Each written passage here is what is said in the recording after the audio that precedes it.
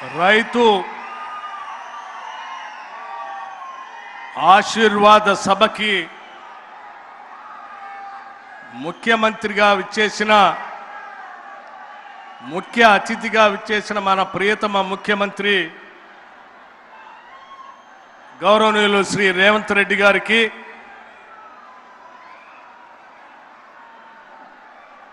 పెద్దలు శాసన మండలి చైర్మన్ శ్రీ గుత్తా సుఖేందర్ రెడ్డి గారికి, శాసనసభ సభాపతి పెద్దలు ప్రసాద్ కుమార్ గారికి,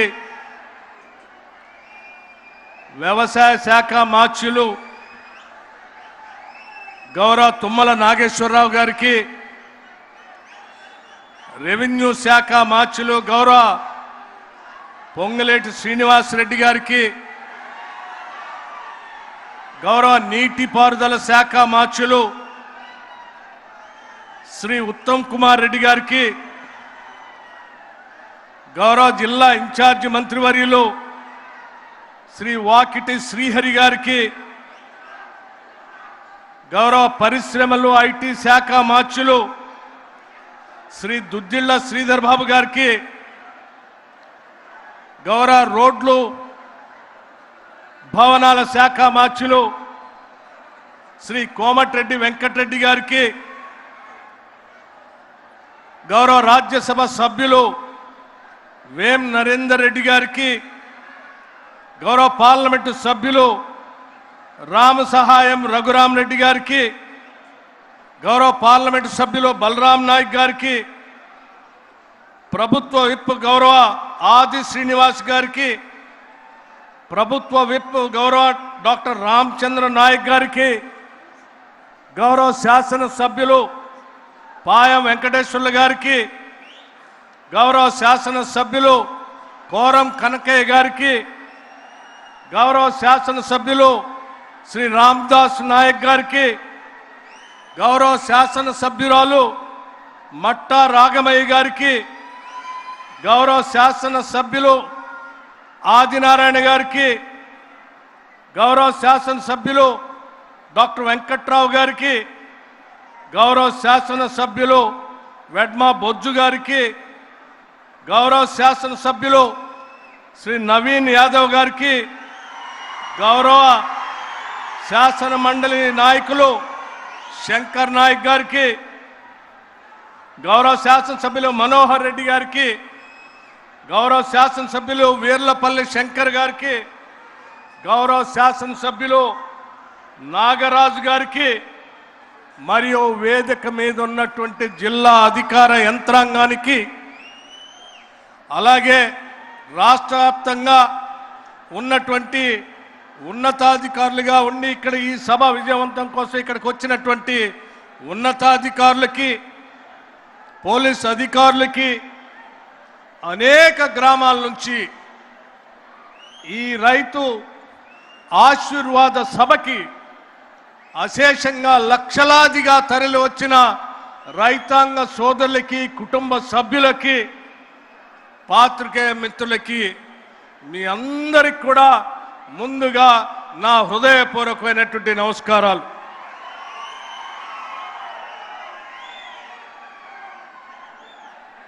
రైతు భరోసా సభని ఖమ్మం జిల్లాలో మధిర శాసనసభ నియోజకవర్గంలో ఇక్కడ ఏర్పాటు చేద్దామని చెప్పి మిత్రులు మంత్రివర్గ సహచరులు చెప్పినప్పుడు ఇక్కడికి వచ్చి రైతులతో మాట్లాడితే ఇక్కడ ఉన్నటువంటి రైతులందరూ కలిసి ఒక మాట చెప్పారు, ఇది రైతు భరోసా సభ కాదు, మా అందరి గురించి ఆలోచన చేస్తున్నటువంటి ప్రజాప్రభుత్వాన్ని, ఈ రాష్ట్ర ముఖ్యమంత్రిని, యావత్ కేబినెట్ సభ్యులందరినీ కూడా రైతులుగా మేము ఆశీర్వదించడానికి సిద్ధంగా ఉన్నాం.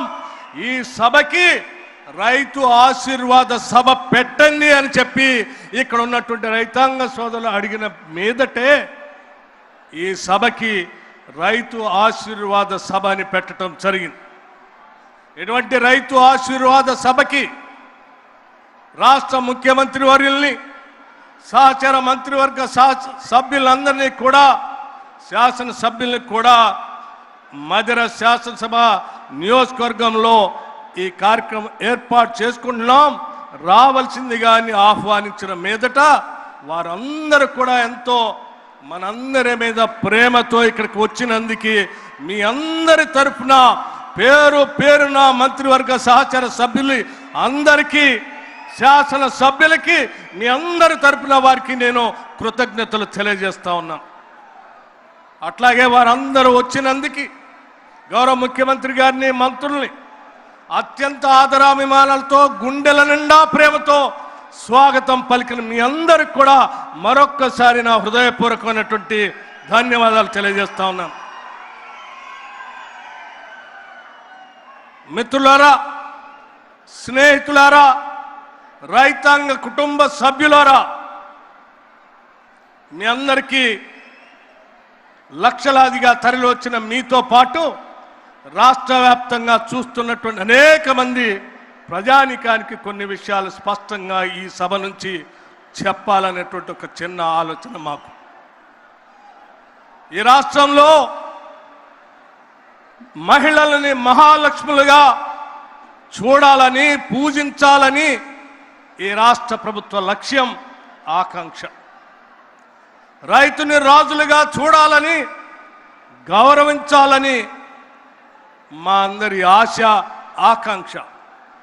అందుకే మహిళల్ని మహాలక్ష్ములుగా చూడాలనేటువంటి ఆలోచనతోనే ఆనాటి కాంగ్రెస్ ప్రభుత్వం మొదలుపెట్టిన వడ్డీ లేని రుణాల్ని గత 10 సంవత్సరాలు పాలించిన టీఆర్ఎస్ ప్రభుత్వం వడ్డీ లేని రుణాల్ని తుంగలో తొక్కితే తిరిగి మన ప్రజా ప్రభుత్వం, కాంగ్రెస్ ప్రభుత్వం అధికారంలో రాగానే గౌరవ ముఖ్యమంత్రి రేవంత్ రెడ్డి గారు, కేబినెట్ అందరూ ఆలోచన చేసి మన మహిళల్ని మనం సంస్కరించుకొని, మన సంస్కారం, మనం మహిళల్ని మహాలక్ష్మిలాగా పూజిస్తాం, గౌరవిస్తాం. అటువంటి మహిళల్ని ఆర్థికంగా ఎదగటం కోసం ఎన్ని ఇబ్బందులున్నా తిరిగి వడ్డీ లేని రుణాల్ని, ఆ పథకాన్ని రాష్ట్రంలో మొదలు పెట్టాల్సిందే అని చెప్పటమే కాకుండా సంవత్సరానికి 20,000 కోట్ల రూపాయలు, సంవత్సరానికి 20,000 కోట్ల రూపాయల లెక్క 5 సంవత్సరాలకి 1,00,000 కోట్ల రూపాయలు మహిళలకి బ్యాంకుల ద్వారా లింకేజ్ చేసి రుణాలు ఇప్పించే కార్యక్రమం చేపడతామని చాలా స్పష్టంగా ప్రకటించడమే కాదు, కేవలం 2.5 సంవత్సరాల్లో ఈ రాష్ట్రంలో ఉన్నటువంటి కోట్లాది మహిళలకి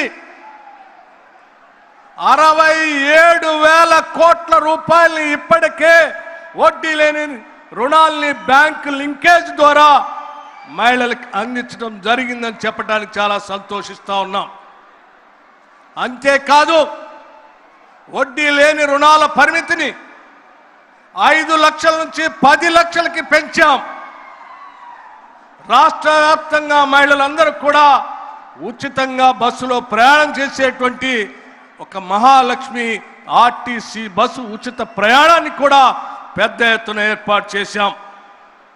రాష్ట్రంలో ఉన్నటువంటి మహిళలు కోటీశ్వరులుగా మారటానికి వ్యవస్థలో అందుబాటులో ఉన్న ప్రతి అవకాశాన్ని కూడా వ్యాపారవేత్తలుగా మార్చడానికి రాష్ట్ర ప్రభుత్వం మహిళలకి అన్ని వేళలా అందుబాటులోకి వచ్చేటట్టుగా చేసే కార్యక్రమం మీ అందరికీ తెలిసిందే.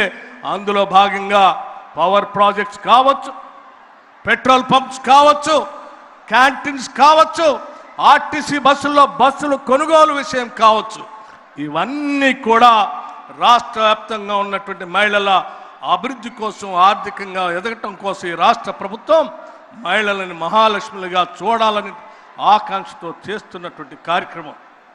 అందుకే రాష్ట్ర వ్యాప్తంగా ఉన్న మహిళలందరినీ మీరందరూ ఎదగాలి, కోటీశ్వరులుగా మారాలి అనేదే మా ప్రభుత్వ లక్ష్యం, ఆశ, ఆకాంక్ష కూడా. అలాగే వ్యవసాయ రంగం విషయానికి వస్తే, వ్యవసాయం వృత్తి కాదు, వ్యవసాయం అది మన సంస్కృతి, మన జీవన విధానం, వ్యవసాయం మీద రాష్ట్ర ప్రభుత్వం ఇచ్చేటువంటి సంక్షేమ కార్యక్రమాల పేరు మీద ఇచ్చే నిధులు ఉచితాలు కాదు. అది రాష్ట్రానికి వచ్చేటువంటి స్థూల ఉత్పత్తి ఆదాయానికి కావలసిన పెట్టుబడులుగా రైతాంగ సోదరులకి రాష్ట్ర ప్రభుత్వం రైతు భరోసా పేరు మీద పెద్ద ఎత్తున నిధులు ఇస్తూ ముందుకు పోతా ఉన్నాం. ఇది మామూలు విషయం కాదు. ఒక్కసారి ఆలోచన చేయండి మిత్రులారా.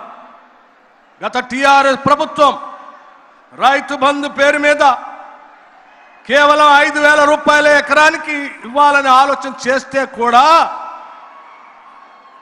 వాళ్ళు ఆ రైతు బంధు ఇచ్చే కార్యక్రమం 145 రోజుల నుంచి 169 రోజులు ఇచ్చేవాళ్ళు. కానీ మన ప్రభుత్వం ఈ ముఖ్యమంత్రి రేవంత్ రెడ్డి గారు, వ్యవసాయ శాఖ మంత్రి తుమ్మల నాగేశ్వరరావు గారు, మన కేబినెట్ శాసన మంత్రులందరూ కలిసి ఒకటే మాట చెప్పారు.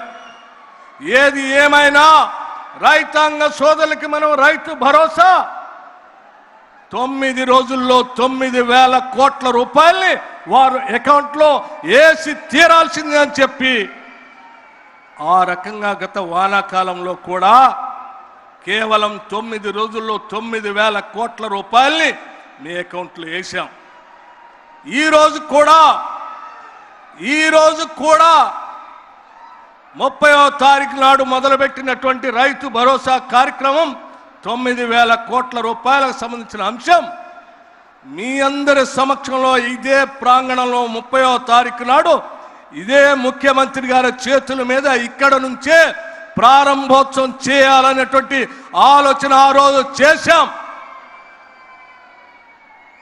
ఆ చేసిన ఆలోచనకి వరుణ దేవుడు కూడా ఆశీర్వదించి ఈడ పెద్ద ఎత్తున వర్షం కురిపించి మనల్ని ఆశీర్వదిస్తే ఇది రైతులకు కావాల్సినటువంటి అంశం.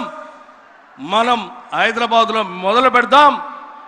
మళ్ళీ ఈ చింతకాని మండలం జగన్నాథపురం వత్కేపల్లి క్రాస్ రోడ్లో లక్షలాది మంది సమక్షంలో చివరి 1,009 కోట్ల రూపాయలు ఇక్కడి నుంచే గౌరవ ముఖ్యమంత్రి గారి చేతుల మీదుగా మేట నొక్కి టింగ్ టింగ్ టింగ్ వాళ్ళ అకౌంట్లో డబ్బులు పడేటట్టుగా చేసే కార్యక్రమాన్ని ఈరోజు ఇక్కడ ఏర్పాటు చేశాం. ఎప్పటికే 8 ఎకరాలకు వరకు ప్రతి రైతు అకౌంట్లో డబ్బులు పడ్డాయి. ఈరోజు 9 నుంచి 54 ఎకరాల వరకు ఉన్నటువంటి 16,81,000 ఎకరాలకు సంబంధించి 1,009 కోట్ల రూపాయల్ని మీ అందరి సమక్షం నుంచి ఇక్కడ నుంచే రిలీజ్ చేసే కార్యక్రమం జరగబోతోంది. కూడా పెద్ద ఎత్తున మీ సమక్షంలో 1,009 కోట్ల రూపాయల్ని మీ అందరి సమక్షం నుంచి ఇక్కడ నుంచే రిలీజ్ చేసే కార్యక్రమం జరగబోతా ఉంది. అందుకే మీ అందరూ కూడా పెద్ద ఎత్తున మీ సమక్షంలో 9 రోజుల్లో 9,000 కోట్లు వేసే ప్రభుత్వాన్ని గుండెల నిండా ప్రేమతో, మనసు నిండా అభిమానంతో ఆశీర్వదించవలసిందిగా మీ అందరికీ నేను విజ్ఞప్తి చేస్తా ఉన్నాను. మిత్రులారా, కేవలం రైతు భరోసా మాత్రమే 9,000 కోట్లు రిలీజ్ చేసి మేము అక్కడ కూర్చోలేదు. రైతుని రాజుగా చూడాలనేటువంటి ఆలోచనతో రైతు భరోసాతో పాటు పండించిన మీ పంటని, ధాన్యం కొనుగోలుని సివిల్ సప్లై శాఖ మంత్రులు ఉత్తమ్ కుమార్ రెడ్డి గారి నాయకత్వంలో కొనుగోలు చేయటమే కాదు, కొనుగోలు చేసిన ధాన్యాన్ని మీ అకౌంట్లో టంచనగా నిధులు వేసిన సంగతి కూడా మీ అందరికీ తెలిసిందే. మీరు మొక్కజొన్న పండిస్తే, జొన్న పండిస్తే ఈ దేశంలో ఏ రాష్ట్రం కొనుగోలు చేయకపోయినా మన రాష్ట్రంలో, మన ప్రాంతంలో మన రైతాంగ సోదరులు మొక్కజొన్న పండించారు, జొన్నలు పండించారు. వాళ్ళ కొనుగోలు చేయకపోతే అన్యాయం అయిపోతారంటే మార్కెట్ నుంచి మొక్కజొన్నని, జొన్నల్ని వ్యవసాయ శాఖ మంత్రి గారు తుమ్మల నాగేశ్వరరావు గారు ముఖ్యమంత్రి గారు ఆదేశాలతో, కేబినెట్ ఆదేశాలతో పెద్ద ఎత్తున కొనుగోలు చేసి మీ అందరికీ డబ్బులు ఇచ్చిన సంగతి కూడా మీ అందరికీ తెలిసిందే. ఇది బహుశా మన పక్కనున్న రాష్ట్రంలో ఉన్నటువంటి మొక్కజొన్న పండించిన రైతులు కూడా నిన్న వచ్చి నాకు చెప్తా ఉన్నారు, దేశంలో ఈ మొక్కజొన్నను ఎవరు కొనుగోలు చేయలేదు, కేవలం తెలంగాణలో ఉన్న ప్రభుత్వం మాత్రమే కొనుగోలు చేసింది. అందుకే మీ అందరినీ మీరు పండించిన ఈ పంటని కొనుగోలు చేసి మీకు డబ్బులు ఇవ్వటమే కాదు, ఇప్పుడు మిగిలిన డబ్బులు కూడా ఈరోజు మొక్కజొన్నకు సంబంధించిన నిధులు కూడా వ్యవసాయ శాఖ మంత్రి గారు మార్కెట్ నుంచి మీ అకౌంట్లో వేసే కార్యక్రమాన్ని చేపట్టారు. అందుకే మీ అందరికి కూడా నేను విజ్ఞప్తి చేస్తా ఉన్నాను, మీకోసం ఆలోచన చేసేటువంటి ప్రభుత్వం ఇది.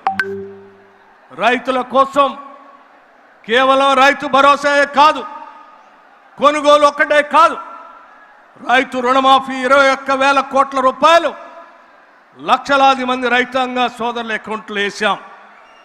ధాన్యం కొనుగోలు సంబంధించి బోనస్ పేరు మీద పెద్ద ఎత్తున నిధులు ఇచ్చాం. ఇన్సూరెన్స్ ఫార్మర్స్ సంబంధించి రైతాంగ సోదరులకి ఇన్సూరెన్స్ సంబంధించి రాష్ట్ర ప్రభుత్వం నిధులు కట్టింది. క్రాప్ డ్యామేజ్ గత 10 సంవత్సరాల్లో టీఆర్ఎస్ ప్రభుత్వం ఏనాడు కూడా క్రాప్ డ్యామేజ్ గురించి ₹1 కూడా ఇవ్వలేదు. చివరికి బోనకల్ మండలంలో క్రాప్ డ్యామేజ్ జరిగితే ఆనాడు ఇక్కడికి వచ్చిన ముఖ్యమంత్రి ప్రకటించి వెళ్ళాడు తప్ప ₹1 కూడా ఇవ్వలేదు. మన ప్రజా ప్రభుత్వం క్రాప్ డ్యామేజ్కి డబ్బులు ఇచ్చింది. ఇందిరమ్మ ఆత్మీయ భరోసా, farm mechanisation, central schemes, irrigation schemes expenditure, ఇతర వ్యవసాయ అవసరాలు స్కీమ్స్ సంబంధించి మొత్తంగా కేవలం 2.5 సంవత్సరాల్లో 1,67,877 కోట్ల రూపాయల్ని వ్యవసాయ రంగానికి రైతుల కోసం ఈ రాష్ట్ర ప్రభుత్వం, ప్రజాప్రభుత్వం వెచ్చించింది అని చెప్పడానికి నేను చాలా సంతోషిస్తా ఉన్నాను. మిత్రులారా, ఇదంతా కేవలం 2.5 సంవత్సరాల్లో మాత్రమే చేసింది. అంతేకాదు, మీ అందరికీ తెలియాల్సిన మరొక విషయం, చాలామంది పెద్ద మనుషులు కాంగ్రెస్ వస్తే కరెంట్ ఉండదని మాట్లాడారు. నేను వాళ్ళందరూ చాలా స్పష్టంగా చెప్పాను, కాంగ్రెస్ అంటేనే కరెంటు, కరెంట్ అంటేనే కాంగ్రెస్, ఉచిత కరెంటు పేటెంట్ కాంగ్రెస్ పార్టీ అనే సంగతి చెప్పాం. ఉచిత కరెంటుని సంవత్సరానికి రైతాంగ సోదరుల కోసం 14,000 కోట్ల రూపాయలు మీరు వాడుకునేటువంటి పంప్ సెట్లు సంబంధించిన బిల్లుల్ని రాష్ట్ర ఆర్థిక శాఖ నుంచి నేరుగా కరెంటు శాఖకు కడతా ఉన్నాం. ఇది ఒక పక్కన చేస్తూనే ఆధునిక దేవాలయాలుగా ఆనాటి తొలి ప్రధాని పండిట్ జవహర్లాల్ నెహ్రూ గారు ఈ దేశ ప్రధానిగా ఆలోచన చేశారు. తినటానికి తిండి లేనటువంటి పరిస్థితుల్లో కరువు కాటకాలతో చనిపోతున్నటువంటి ప్రజానికాన్ని రక్షించడానికి ఉన్న ఏకైక మార్గం బహుళార్థక సాధక ప్రాజెక్టులు కట్టడం.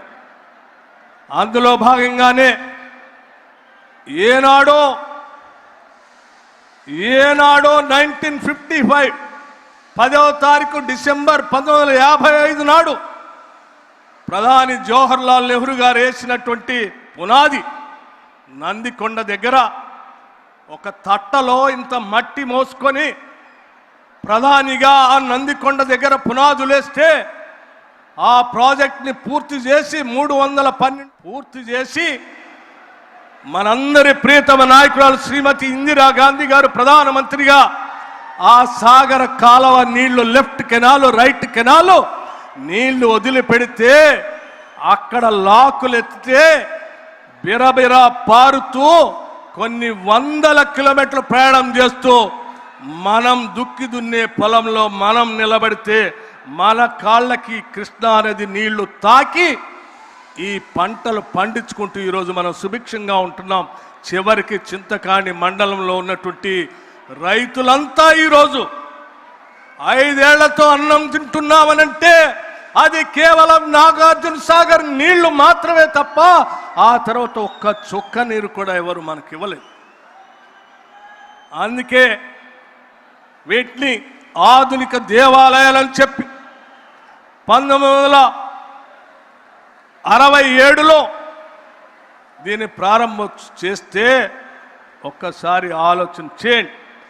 ఈనాటి వరకు కూడా కొన్ని వందల కిలోమీటర్లు ప్రయాణం చేస్తున్నా కూడా ఇరిగేషన్ ప్రాజెక్టుతో పాటు పవర్ ప్రాజెక్ట్స్ డ్యామ్ కింద, డ్యామ్కి లెఫ్ట్ సైడ్ రైట్ సైడ్ ఉంటే కూడా దాదాపు 59 సంవత్సరాలు, అంటే ఒక 6 దశాబ్దాలు, 60 సంవత్సరాలు చెక్కు చెదరలేదు ఆ ప్రాజెక్టు. అది కాంగ్రెస్ పార్టీ నిబద్ధతకి, ప్రజల పక్షాన కాంగ్రెస్ పార్టీ కట్టేటువంటి ప్రాజెక్టుకి నిదర్శనం అని చెప్పడానికి నేను అది ఒక ఉదాహరణగా చెప్తా ఉన్నాను. అదే స్థాయిలో శ్రీశైలం బహుళార్థక ప్రాజెక్ట్ 1982లో ఇందిరాగాంధీ గారు, నెహ్రూ గారు ఫౌండేషన్ వేస్తే 82లో మొదలుపెట్టిన ప్రాజెక్ట్ ఒక పవర్ ప్రాజెక్ట్తో పాటు ఇరిగేషన్ ఇస్తూ 308 టీఎంసీల కెపాసిటీతో ఈనాటి వరకు కూడా చెక్కు చెదరలేదు. అక్కడున్న స్టోరేజ్ నీళ్లతోనే ఈ రోజు కూడా నాగార్జున సాగర్కి నీళ్లు వస్తున్నాయి, అక్కడ నుంచి మన పొలాలకు నీళ్లు వస్తూ ఉన్నాయి. అలాగే జోరాల ప్రాజెక్ట్ 1981లో మొదలుపెట్టిన కట్టినటువంటి ప్రాజెక్ట్ ఈనాటికి కూడా చెక్కు చెదరలేదు. రైట్ కెనాల్, లెఫ్ట్ కెనాల్ ద్వారా మల్టీపర్పస్ డ్యామ్గా అది పనిచేస్తూనే ఉంది. అది కృష్ణా నది పైన చివరికి పులిచింతల ప్రాజెక్టులు కూడా ఆనాటి కాంగ్రెస్ ప్రభుత్వాలు కట్టాయి. మిత్రులారా, గోదావరి నది పైన ఎస్ఆర్ఎస్పి శ్రీరామ్ సాగర్ ప్రాజెక్ట్ 112 టీఎంసీల కెపాసిటీతో 1977లో 10 లక్షల ఎకరాలకి సాగునీరు అందించేటట్టుగా 4 కాలువలతో కాకతీయ, సరస్వతి, లక్ష్మి ఫ్లడ్ కెనాల్తో కడితే ఈనాటికి కూడా ఆ ప్రాజెక్టు చెక్కు చెదరలేదు. ఈనాటికి కూడా కాకతీయ కెనాల్ ద్వారా మన ఖమ్మం జిల్లాలో ఉన్నటువంటి తిరుమలాయపాలానికి కూడా నీళ్లు వస్తూ ఉన్నాయి. దీని కెపాసిటీ 212 టీఎంసీలుగా ఉంది. అట్లాగే శ్రీపాద ఎల్లంపల్లి ఆనాటి కాంగ్రెస్ ముఖ్యమంత్రి డాక్టర్ వైఎస్ రాజశేఖర రెడ్డి గారు 2004లో ఆ ప్రాజెక్టును మొదలుపెట్టి పూర్తి చేసి మనకు అందిస్తే ఈనాటికి కూడా అది చెక్కు చెదరలేదు. ఇప్పటికి కూడా అద్భుతంగా కొనసాగుతూనే ఉన్నాయి. కానీ ఇన్ని వందల టీఎంసీల కెపాసిటీతో కొన్ని దశాబ్దాల క్రితం కట్టినటువంటి ప్రాజెక్టులు కూడా చెక్కు చెదరకుండా నీళ్లు అందిస్తూ ఉంటే ఈ రాష్ట్ర వనరులు, సంపద తెలంగాణ రాష్ట్రానికి చెందాలనేటువంటి ఆలోచనతో ఇక్కడ ఉన్నటువంటి ప్రజల ఆత్మహత్యలు చేసుకుంటా ఉంటే మన అధినాయకురాలు సోనియా గాంధీ గారు ఆలోచన చేసి తెలంగాణ రాష్ట్రం ఇస్తే ఈ సొమ్మంతా మనకే చెందాలని ఆలోచన చేసి ప్రత్యేక రాష్ట్రం వస్తే బాగుపడతాం అనుకుంటే ఆ మాయమాటలు చెప్పి అధికారంలోకి వచ్చిన టీఆర్ఎస్ పార్టీ కాళేశ్వరం కట్టక ఒక ప్రాజెక్ట్ కట్టిందయ్యా. కాళేశ్వరం ప్రాజెక్ట్ ఏమైందయ్యా? కాళేశ్వరం 1,00,000 కోట్ల పైబడి కట్టి కూల్చేశారు తప్ప ఒక్క చుక్క నీళ్లు కూడా మనకు ఉపయోగపడే పరిస్థితి లేకుండా పోయింది. డాక్టర్ బాబాసాహెబ్ అంబేద్కర్ పేరు మీద ఆనాటి కాంగ్రెస్ ప్రభుత్వం మొదలుపెట్టినటువంటి ప్రాజెక్టు 38,000 కోట్లతో మొదలు పెడితే 11,000 కోట్ల రూపాయలు పూర్తి చేస్తే కేవలం మిగిలి ఉన్నటువంటి 27,000 కోట్లతో కంప్లీట్ చేస్తే 16.5 లక్షల ఎకరాలకి నీళ్లు, 7 జిల్లాలకి మంచినీళ్లు, హైదరాబాద్ ఇండస్ట్రీకి నీళ్లు ఇచ్చేటువంటి ప్రాజెక్ట్ని 27,000తో అయిపోయేటువంటి 27,000 కోట్లతో అయిపోయేటువంటి ప్రాజెక్ట్ని కాళేశ్వరం పేరు మీద నిన్న ముఖ్యమంత్రి గారు రేవంత్ రెడ్డి గారు, ఉత్తమ్ కుమార్ రెడ్డి గారు ప్రజెంటేషన్ ఇచ్చినప్పుడు చూసాం. ఆ ప్రాజెక్టు 1,40,000 కోట్లకు పెరిగింది. ఎక్కడ 27,000 కోట్లు, ఎక్కడ 1,47,000 కోట్లు? పోనీ ఆ 1,47,000 కోట్లతోనైనా ఉందా ప్రాజెక్ట్ అంటే కూలిపోయి నీళ్లు లేనటువంటి పరిస్థితిలో ఈరోజు మనం బాధపడతా ఉన్నాం. ఆనాటి కాంగ్రెస్ ప్రభుత్వాలు కట్టినటువంటి ప్రాజెక్ట్ ఒక్కొక్క ప్రాజెక్ట్ టీఎంసీ కెపాసిటీ 100 టీఎంసీల పైన ఉంటే కూడా చెక్కు చెదరలేదు. కానీ మేడిగడ్డ, అన్నారం, సుందిళ్ళ, మేడిగడ్డ వచ్చి కేవలం 5 టీఎంసీలు, అన్నారం వచ్చి 10 టీఎంసీలు, లేకపోతే సుందిళ్ళు వచ్చి ఒక 8 టీఎంసీల కెపాసిటీలో ఉన్న ఈ ప్రాజెక్టులే కేవలం 10 టీఎంసీ లోపులోనే నీళ్లు మోయలేకుండా ఈ కొట్టుకొని పరిస్థితి వస్తే ఎంత దుర్వినియోగం చేశారో నిధులు ఒక్కసారి ఆలోచన చేయాల్సిందిగా యావత్ రాష్ట్ర రైతాంగ సోదరులందరికీ తెలియజెప్పడం కోసమే నేను ఈ లెక్కలు చెప్పానని మీ అందరికీ నేను సవినయంగా మనవి చేస్తా ఉన్నాను. మిత్రులారా, ఆలోచన చేయండి. ఇంకా తగుదనమ్మా అని చెప్పి ఒక పెద్ద మనిషి హరీష్ రావు గారు బయలుదేరి అబద్ధాలన్నీ పోగేసి అవినీతి సొమ్ముతో పోగేసుకున్న సోషల్ మీడియాలో, లేకపోతే వాళ్ళు పెట్టుకున్నటువంటి నమస్తే తెలంగాణ పేపర్లో, లేకపోతే టీ న్యూస్లోనో నిన్న మొన్న వారి సోదరు చెప్తా ఉన్నారు. పాయనీర్ అనే ఇంగ్లీష్ పేపరు 188 కోట్లతో కొన్నారట. ఇటువంటి పత్రికల్లో తప్పుడు వార్తలు కాంగ్రెస్ ప్రభుత్వం మీద సృష్టించి ప్రజల్ని తప్పుదో పట్టించి ఇంకా ఏదో చేయాలని తాపత్రయపడుతున్నారు. తస్మాత్ జాగ్రత్త. ఇటువంటి వ్యక్తులు మళ్ళీ గ్రామాల్లోకి వస్తే ఈ రాష్ట్రం సర్వనాశనం అయిపోతుంది. ఎందుకంటే నేను చాలా స్పష్టంగా చెప్పదలుచుకున్నాను. మిత్రులారా, సీతారామ ప్రాజెక్ట్ ఇప్పుడు మన జిల్లాకు సంబంధించిన ప్రాజెక్ట్ తుమ్మల నాగేశ్వరరావు గారు చెప్పారు చాలా స్పష్టంగా. ఈరోజు మన ప్రభుత్వం వచ్చిన తర్వాత మీరు ఆనాడు ప్రాజెక్టు మొదలుపెట్టి గాలికి వదిలేసిపోతే, కాంగ్రెస్ ప్రభుత్వం వచ్చిన తర్వాత రాజీవ్ కెనాల్ అని ప్రత్యేకంగా డిజైన్ చేసి 100 కోట్లు పైబడి నిధులు కేటాయించి ఇవాళ లిఫ్ట్ చేస్తే ఆ నీళ్లు ఎన్ఎస్పి కెనాల్లోకి వచ్చి వైరా చెరువులోకి వచ్చి ఉపయోగపడేటట్టుగా తయారైన తప్ప వాళ్ళలాగా చేసి ఉంటే చాలా నష్టపోయేవాడు. ఇందిరాసాగర్, రాజీవ్ సాగర్ కేవలం 1400 కోట్లతో అయిపోయేదాన్ని 24,000 కోట్లకు పెంచి అటు కాళేశ్వరం ప్రాజెక్ట్ని, ఇటు సీతారామ ప్రాజెక్ట్ని రాష్ట్ర ప్రజలపైన గోదావరి నదిపైనే దాదాపు 1,50,000 కోట్లు దోపిడీ చేసినటువంటి టీఆర్ఎస్ ప్రభుత్వం తిరిగి, ఆనాటి ప్రభుత్వం తిరిగి మన మధ్యకు వచ్చి కట్టుకథలు చెప్పడం కోసం ప్రయత్నం చేస్తున్నారు. జాగ్రత్తగా ఉండాల్సినటువంటి అవసరం ఉందని మీ అందరికీ నేను మనవి చేస్తా ఉన్నాను. మిత్రులారా, ఈరోజు కాంగ్రెస్ పార్టీ అనేక కార్యక్రమాలు చేపట్టింది. మీ అందరికీ నేను చాలా స్పష్టంగా చెప్పదలుచుకున్నటువంటి అంశం, ఆనాడు టీఆర్ఎస్ పార్టీ చేసినటువంటి అరాచకాలు, మిగులు బడ్జెట్, ఆ మిగులు బడ్జెట్తో పాటు 8,21,000 కోట్లు అప్పు చేసి పోతే ఈనాటి ప్రభుత్వం ఆ అప్పుకు సంబంధించి కేవలం 2.5 సంవత్సరాల్లో 2,08,000 కోట్ల అప్పు కట్టి కూడా 2,08,000 కోట్ల అప్పు కట్టి కూడా ప్రతి నెల ఉద్యోగస్తులు జీతాలు ఇచ్చేటువంటి కార్యక్రమం చేపట్టాం.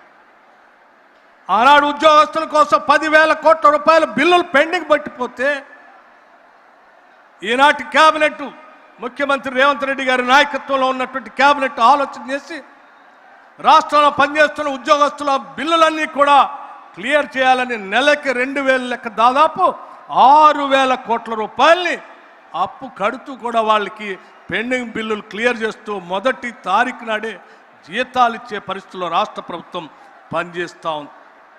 ఈ అప్పు కడుతూనే ప్రతి నెల జీతాలు ఇస్తూనే, పెండింగ్ బిల్లులు ఇస్తూనే ఆనాటి టీఆర్ఎస్ ప్రభుత్వంలో ఉన్నటువంటి షాదీ ముబారక్ బంద్ చేయకుండా, కళ్యాణ్ లక్ష్మి బంద్ చేయకుండా, వాటితో పాటు ఈరోజు కాంగ్రెస్ ప్రభుత్వం రూపాయి పోగేసి అనేక సంక్షేమ కార్యక్రమాలు చేపడుతూ ముందుకు పోతున్నాం. రైతు సంక్షేమంతో పాటు ఇందిరమ్మ ఇళ్లకి 4,50,000 ఇళ్లని ఒకటేసారి రాష్ట్ర ప్రభుత్వం శాంక్షన్ చేసింది. ఒక్కొక్క ఇంటికి 5 లక్షల రూపాయల లెక్క ఇస్తూ ఈ దేశ చరిత్రలోనే ఏ రాష్ట్రం కట్టలేనటువంటి ఇళ్లని ఈరోజు మనం కడతా ఉన్నాం.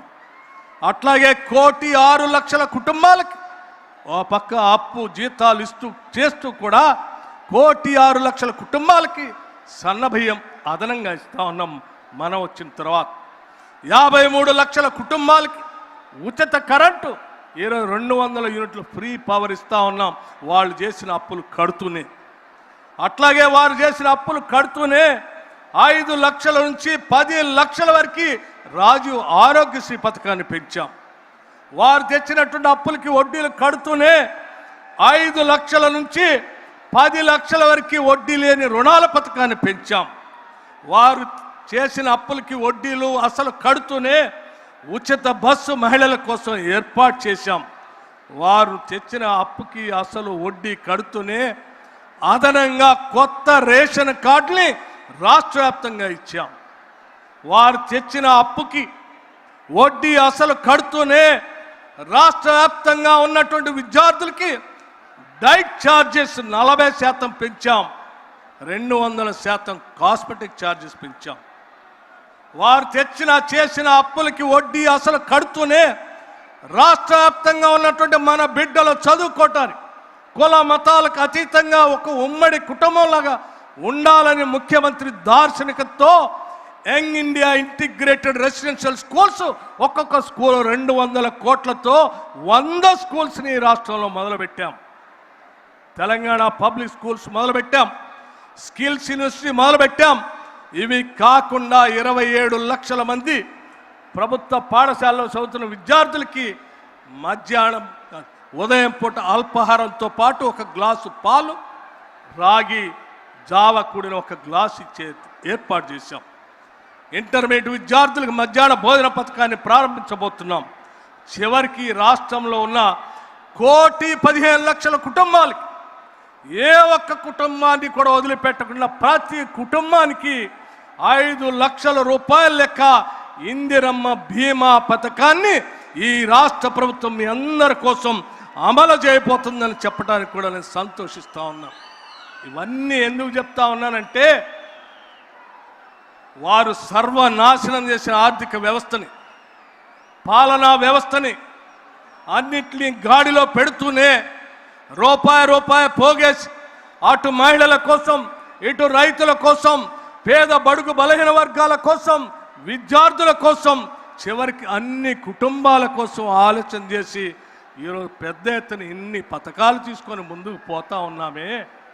వీటిని అభినందించాల్సింది పోయి కాంగ్రెస్ ప్రభుత్వం ఇవన్నీ చేసుకుంటూ పోతే ఇక మేము మిగలమని చెప్పి కొన్ని అబద్ధాలు పోగేసుకొని కావాలని ఒక పక్క నుంచి హరీష్ రావు, ఇంకో పక్కన కేటీఆర్, ఆయనేమో ఫామ్ హౌస్లో పడుకుంటాడు, వీళ్ళిద్దరిని పిల్లల్ని పంపిస్తాడు. వీళ్ళు మాట్లాడతా అంటే ఈ రాష్ట్రంలో కాంగ్రెస్ నాయకులు కానీ, కార్యకర్తలు కానీ, ప్రజలు కానీ ఎవరు చూస్తూ ఊరుకోవటానికి సిద్ధంగా లేరు. మీరు ఊళ్ళల్లోకి వస్తే తరిమి కొడతారు తప్ప మిమ్మల్ని ఎవరిని గ్రామాల్లో కూడా రానియరు. మీరేమో కలలు కంటున్నారేమో.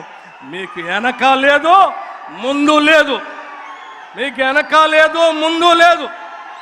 గతం అయిపోయింది, భవిష్యత్తు లేదు.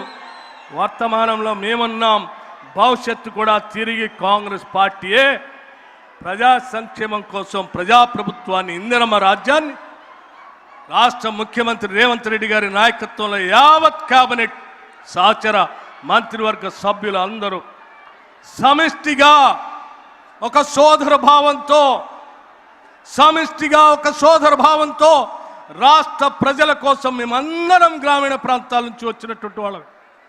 ముఖ్యమంత్రి రేవంత్ రెడ్డి గారు కానీ, లేకపోతే నేను కానీ, తుమ్మల నాగేశ్వరరావు గారు కానీ, ఉత్తమ్ కుమార్ రెడ్డి గారు కానీ, శ్రీధర్ బాబు గారు కానీ, లేకపోతే సభాపతి గారు కానీ, శాసనమండలి చైర్మన్ గారు కానీ, రెవెన్యూ శాఖ మంత్రి గారు కానీ, వాకిట్ శ్రీహరి గారి కానీ, ఇక్కడ ఉన్నటువంటి మంత్రివర్గ సహచరులు అందరూ కూడా గ్రామీణ ప్రాంతాల నుంచి వచ్చినటువంటి వాళ్ళమే.